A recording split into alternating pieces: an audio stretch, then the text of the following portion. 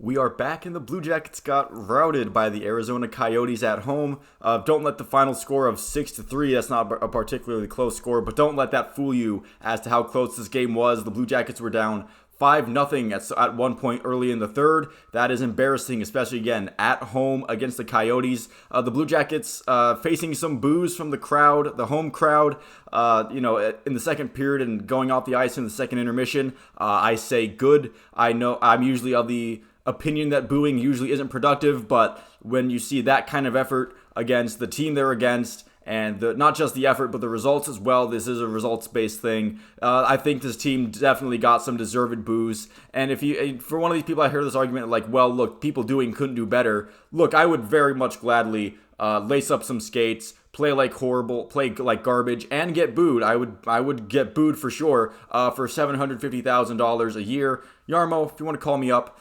I'll lace up some skates. I can't skate either. I'll put some pads on. I'll just do whatever for that paycheck and be booed. And maybe we could really get an actual tank going. If you sign me, that's definitely a sign that you're tanking for Connor Bedard. I mean, if I'm the key piece that gets this team Connor Bedard, you can thank me later, I guess. That's a half joke, but seeing this team and their effort tonight and just the awfulness that it was in the first two periods. Yes, the third period did have some good stuff in it. They scored 3 goals. It obviously wasn't a bad period in the third period, but by then, I don't care. It's too little too late. Daniil Tarasov was horrible in this game.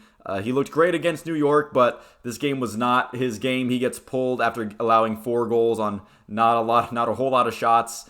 Look, Tarasov is still a prospect. He still needs some more seasoning. He probably gets sent down to the AHL once Corpy gets back. And it's clear that, look, while Tarasov might show some flashes of being ready for, being the starter of the now instead of maybe just of the future, he's still very young and should definitely be, at most, a definite backup goalie in this organization so far. The team coming out with no jump is alarming, but, you would think that, they come out with no jump, but Arizona punches them in the mouth. They get down 2-0 in the first period. Second period just come out, and I honestly didn't think the Jackets played that bad in the first period. If they just kept doing what they were doing, then they would be fine. But it was almost a worse effort. The Jackets were worse in the second period than the first period, even though they had plenty of time to wake up after that. The power play in this game was useless. I don't think they got a power play goal again. Again, I zoned out in the third period.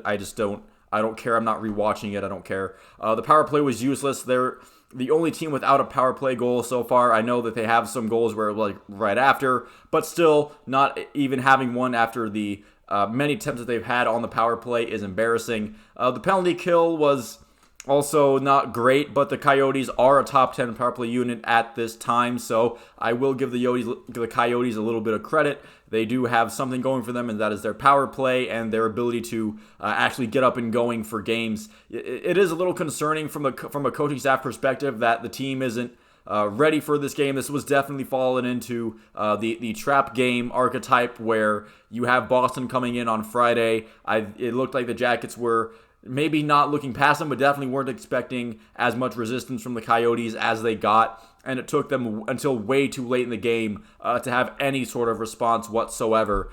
Even pulling Tarasov and putting Elvis in didn't really do anything as far as giving the team a spark or anything. Just kind of, it was just bad until the third period, and even when it was good then, it was just too late by then.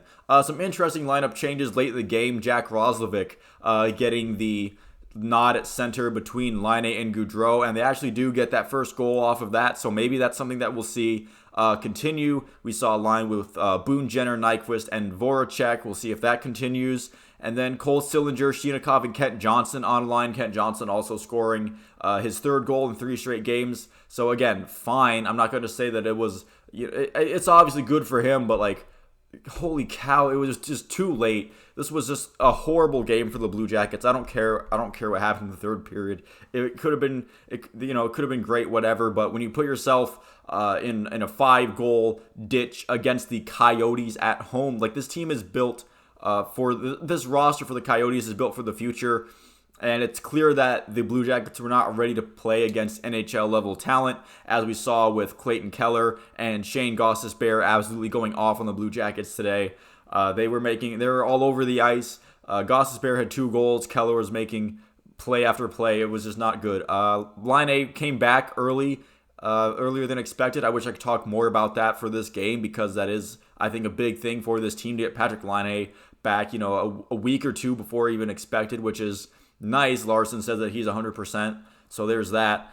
Nick Blankenberg and Justin Danforth seem like they're going to be out for a while. We know Justin Danforth is going to be out for about 6 months, so the rest of the regular season. And Nick Blankenberg, who knows with him, although them calling Gavin Bayreuther up doesn't really help out much, but maybe they're hoping that he can be better than expected. But overall, this was just an awful game. Again, I'm glad the Blue Jackets got booed. They deserved it. I was booing my television screen as well at them. It was not a good game for the Blue Jackets. So thank you all for watching. If you made it this far, please feel free to leave a like and a subscribe if you enjoyed it and like to see more like it. Let me know what you thought about the Blue Jackets this game in the comments down below. I don't think you can really take anything great away from this game except for maybe what it could lead to later if they can build off that momentum in the third period. But again, thank you for watching. I'll see you at the next one.